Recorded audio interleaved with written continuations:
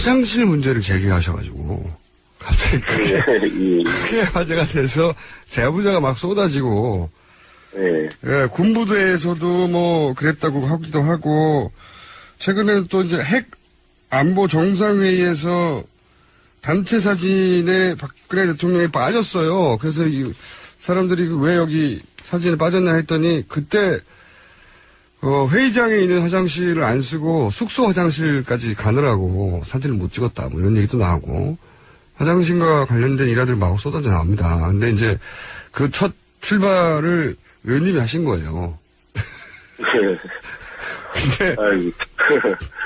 근데 그 제가 연결된 김에 자꾸 여쭤보자면 그 화장실을 언제 와서 뜯어간 겁니까? 갑자기? 며칠 전에?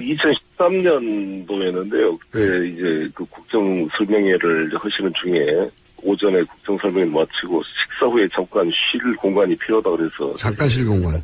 네, 사무실을 빌려준 건데 우리 인천시 예산이라고 제가 당연히 안 했겠죠. 이게 무슨 불필요한 예산 낭비냐 안 했을 텐데 그 자기들 청와대만 예산 한 것 같은데 그거를 뜯었다 그래서 참 이해가 안 됐습니다. 근데 그때 그거 가지고 괜히 또 시비 걸기도 우리 인천시 예산으로 한 것도 아닌데 시비 걸기도 애매한 그런 상황이었고 또 여성 대통령이라 또 지나치게 어떤 결격이나 뭐 이런 게 있는 게 아닌가라는 생각이 들었는데 지나고 보니까 좀 이상하고 쪽 이번 이제 이런 상황이 발생해서 했더니 역시 유사한 일이 많이 벌어져가지고 참 많은 좀 심리학적인 분석이 필요한 게 아닌가 이런 생각이 들더라고요. 네, 이런 일도 있었다 뭐 이렇게 지나가시는 말로 하신 건데 그게 이제 각자 자기만 알고 있던 제보들이 막 쏟아지는 거예요. 자기들만 당했나 싶었더니 근데 이제 그게 화장실 전체를 교체한 게 아니고 변기만 교체했다라는 해명도 일부 나왔어요. 그게 사실입니까?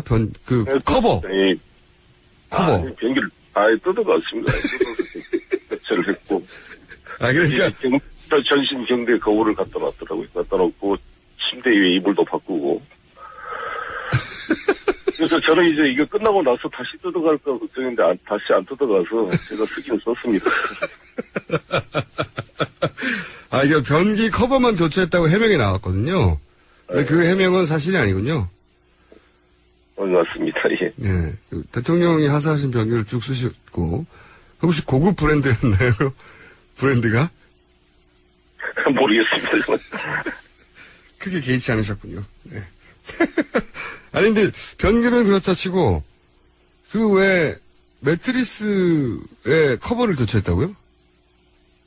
그 위에 이제 까는 약간 얇은 이불 같은 거 있잖아요. 네. 예. 대통령의 몸이 닿을 수 있는 곳은 다 바꾸는 거군요. 네네. 네. 잘 쓰셨으면 됐죠, 뭐. 네. 뜯어가지는 않구나. 알겠고요. 이어서 최근에 굉장히 사실은 시민단체나 이런 곳에서는 많이 주장됐던 내용인데 국회의원이 직접 이 문제를 다루기 시작한 건 제가 처음으로 알고 있는데 의원님이. 네. 그 투표소에서 투표소에서 개표를 직접 하자. 그리고 그걸 수개표로 하자. 이런 그 법안을 준비 중이시라고 하시는 것 같은데 내용을 좀 설명해 주시죠. 왜 이런 내용을 준비 중이신지?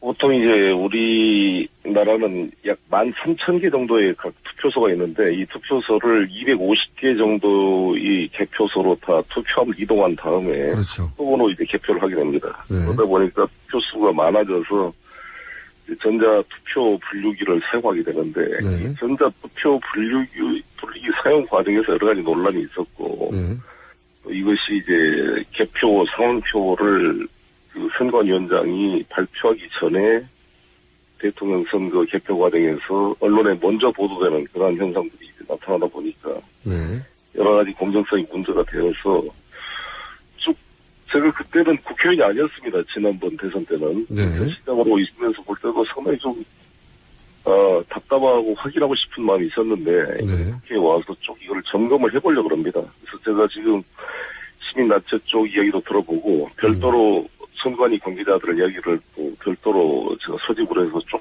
확인을 해보려고 합니다. 제기되는 의문에 대해서 답변을 들어보고 그게 합리적으로 의심이 해소되지 않으면 이 법에 대한 개정안을 좀 준비를 해보려고 합니다. 시민단체 쪽에서는 오랫동안 그런 얘기가 있었죠. 그러니까 네. 뭐 10,000개 이상의 투표소가 전국에 있는데 네. 개표를 하려면 거기서 이제 투표함을 한 전국에 250여 개 개표소로 표를 이제 세는 쪽으로 집중해서 모으죠. 근데 그게 숫자가 많다 보니까 빨리 하느라고 이제 기계를 동원하죠.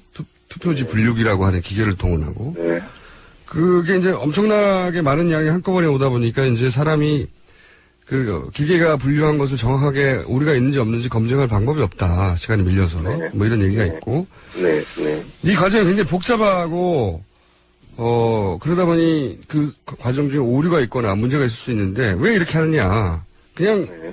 투표하는 곳에서 대략 한 투표소에서는 뭐 한 3,000여 표밖에 안 되니까 투표하는 곳에서 바로 개표를 해버리자. 이런 얘기죠. 요약하면. 네, 그렇습니다. 예. 네.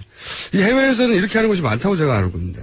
네, 많은 사례가 있더라고요. 어느 다른 나라 보니까. 사실 한 2, 3천 표 정도 되면 옆에 투표 청원인들 보는 자리에서 육안으로 다 손으로 세어가지고 하게 되면 큰 논란이 없을 것 같은데 문제는 13,000개 되는 각 분야에 관리하는 인력과 거기서 이제 약간 미분류 애매한 이게 누구 편지 좀 선상에 찍힌 도장이라든지 이런 경우를 분류해서 판정을 해줄 만한 권위 있는 이제 사람이 부장판사 출신의 선관위원장인데 이게 13,000개로 나눠줬을 때 과연 그런 걸 어떻게 처리할 것이냐 이런 여러 가지 기술적인 문제 검토가 필요하다고 봅니다. 그렇겠군요. 그러니까 지금은 사실은 그 투표함을 차 트럭에 실어서 이동을 시키는 거니까. 네네네. 그 이동의 비용도 있고, 이동하는 동안 시간도 걸리고, 예산도 들고, 그죠? 네. 그리고 이송 과정에서 이제 그 의문을 제기하는 분들은 이송 과정에 문제가 있을 수 있지 않냐. 이제 과거, 우리 그 선거, 부정과 관련된 뭐 90년대, 80년대 이런 사례를 보면, 뭐 트럭이 이송되다가 뭐 문제가 있다, 이런 문제제기 있었지 않습니까? 네. 뭐 그런 의혹도 아예 원천적으로 차단할 겸 그냥 투표소에서 개표해라 이런 얘기죠. 네. 선관위에서는 혹시 뭐라고 합니까? 이 내용 관련해서는? 뭐 선관위처럼 별 문제 없다라는 입장이고 계속 거기에 대한 해명을 하고 있는데 별도로 또 제가 선관위원들만 불러가지고 한번 치밀하게 한번 같이 논쟁을 해보려고 합니다. 이 각 투표 분류기 자체가 전산 조직과 연결되느냐 문제인데 단순한 수개표를 도와주는 보조장치로서의 기계 분류기가 아니라 여기 전산과 연결돼 있을 때 해킹 가능성이나 중간에 입력 오류가 될 가능성 또 다른 프로그램이나 어떤 이게 뭐 20대에 있을 가능성 이런 것들에 대해서 한번 점검을 해봐야 될 것 같아요. 그렇죠. 최근에 아시다시피 미국에서도 뭐 러시아가 미국 대선 과정에 뭐 전산망이 해킹을 했다 이런 논란이 있어서 그렇죠. 이 상원에서 조사위원회를 구성하자 이런 말이 나올 정도이기 때문에 오바마 대통령이 러시아가 개입한 것까지는 맞다. 그런 얘기를 했죠. 그래서 이제 뭐 물론 뭐 이 재검표 과정에서 결과가 뒤집어질 것 같지는 않지만 어쨌든 재검표를 일부 주에서 하고 있는 중이죠 지금. 네네 그렇습니다. 그리고 그 재검표 과정에서 아예 수개표로 하자. 우리나라처럼 이렇게 기계를 도입해서 그 투표 분류를 하고 중간 과정에서라도 하는 나라는 사실 생각보다 많지 않아요. 제가 알기로도. 대부분은 그냥 그 투표한 곳에서 그냥 손으로 개표하고 사람은 육안으로 하는 게 가장 정확하니까요. 네네네. 손으로 하고 그냥 그걸 모으기만 하면 되는데 지금 우리는 표가 직접 이동하는 겁니다. 한 곳으로. 모든 사실 이 대통령의 권한 행사의 근거가 사실 국민이 직접 뽑은 투표에 있는데 이 투표 개표 과정이 의문이 생기면 대통령의 모든 권력의 정당성이 무너진 거기 때문에 사실 이건 좀 시간이 들고 하더라도 의혹의 소지가 없이 국민의 뜻이 정확히 반영되도록 하는 것이 매우 중요하다고 봅니다. 뭐 예를 들어 유럽에서 독일에서도 이런 기계를 도입하려고 하다가 결국은 그 대법원에서 기계를 도입하지 않는 걸로 결론이 났는데 그 이유가 그렇더라고요. 누구나 그러니까 기계를 도입하면 뭐 기계가 오류가 있네 없네 설명해야 되는데 그 독일에서는 누구나 아무나 전문가의 설명 없이도 투표와 개표 과정은 이해할 수 있어야 한다. 그러니까 기계를 도입하면 안 된다. 이렇게 단순하게 결론을 냈더라고요. 그게 맞지 않습니까? 역시? 네, 예. 네.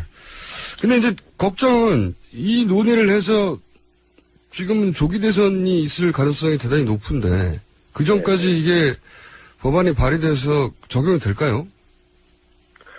대선 결정이 되면 일단 빨리 될 수 있을 것입니다. 어차피 이 룰이라는 것은 여야가 합의해야 되는 거기 때문에 이번 대선에서 사실 여당이 이긴다는 자신이 없지 않겠어요? 그러니까 우리가 동의하면 사실 새누리당 쪽에서는 굳이 반대할 이유가 없지 않을까 이렇게 생각하는데.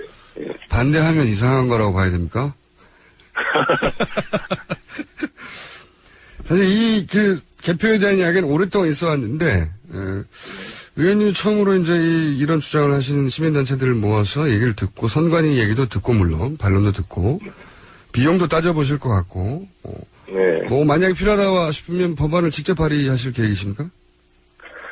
그렇습니다. 약속 이야기를 다 들어보고 또 이에 대해서 또 문제 없다는 주장도 있기 때문에 제가 어느 한쪽에 미리 선입견을 갖지 않고 충분히 쭉 봐서 합리적 의심이 없도록 이거를 한번 정리를 해볼 생각입니다. 알겠습니다. 이 문제는 좀 더 진행하시면 저희가 다시 한번 연결을 하기로 했고요. 네네. 팽목항에 어제 또 다녀오셨다는 뉴스를 좀 봤습니다. 네, 다녀왔습니다. 네, 여러 가지 이슈 한꺼번에 다 여쭤볼게요. 팽목항에는 또 왜 다녀오셨습니까?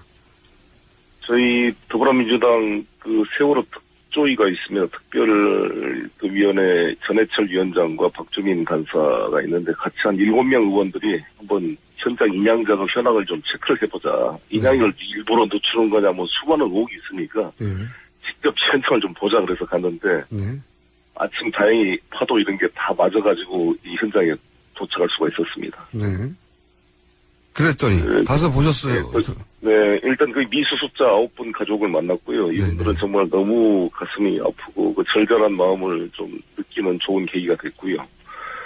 인양 업체가 아시다시피 지금 우리 상하이 셀비즈라는 중국 회사한테 지금 한 10억 정도에 아마 입찰이 돼서 지금 진행 중인데 상당히 잘 진행되고 있더라고요.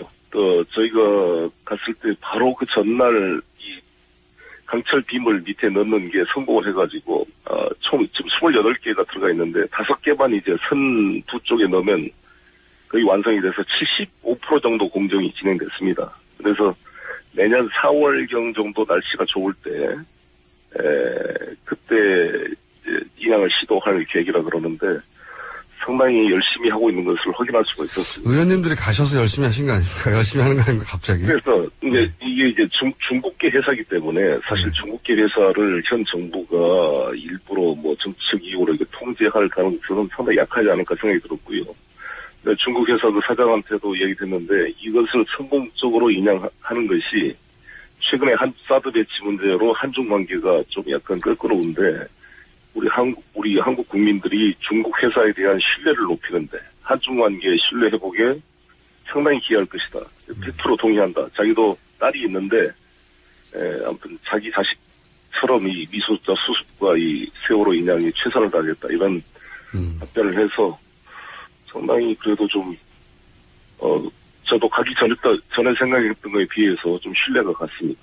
알겠습니다. 영국계 회사 TMC 회사가 이제 감리를 하고 있는데 그 TMC 회사 관계자 얘기도 들어보고 제가 별도로 그 두 분의 명함과 그 외신 아이디까지 받아와서 지속적으로 질문을 하고 내가 점검하기로 이렇게 약속을 하고 왔습니다. 알겠습니다. 첫 인사가 나쁘지 않았다. 근데 그게 혹시 PT를 잘해서 그런 거 아니냐 하는 의혹에 대해서는 좀 더 시간을 두고 따져보기로 하고요. 예.